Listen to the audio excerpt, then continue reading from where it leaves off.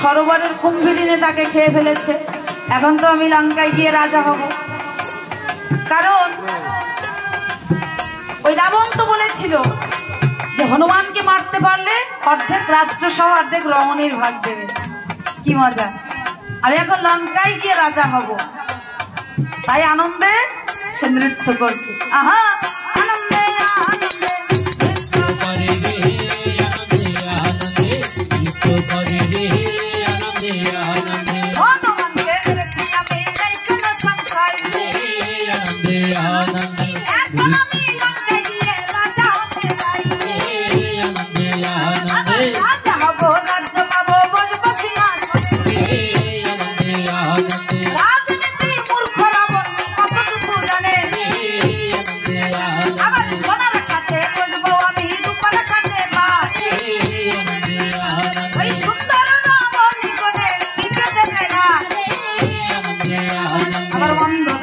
এসে বলবে ভগবান খাও,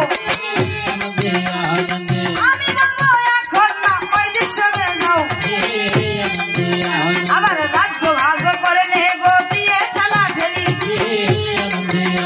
আমি সেই ভাগটা নেব টেনে যে ভাগে মন্দ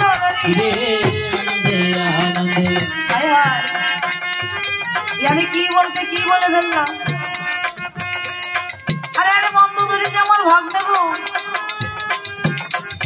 ভাগ নেবো তাতে কি হয়েছে? ভাগের ব্যাপার যখন তখন তো ভালোটাই নেব। তবে আমার মনে বড় দুঃখ থেকে গেল গো। আমি যখন এই লঙ্কার রাজা হব, রাবণের পুত্র তো মরে গেছে, তা আমি লঙ্কার রাজা হলে আমাকে পিতা বলে কে ডাকবে? তাই পুত্র পুত্র করে নেনি এমন সময় দেখা দিল পবন নন্দন। চমকে উঠেছে কি হনুমান আসলো কোথা থেকে? হনুমান কি মরেনি? আমার কি রাজা হওয়া হবে না? তবুও পরিস্থিতি সামলানোর জন্য বলছে, আরে এসো আর এসো বাবা, বসো বাবা, পবন বাবার ছেলে। এত সময় একা একা কোথায় তুমি ছিলে? আর এসো এসো বাচ্চাই আমার জন্মন করো কিছু, তোমার জন্য রেখেছি বাবা কাঁঠাল কলা।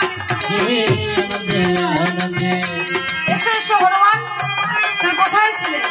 বলে হয়ে যোগীবর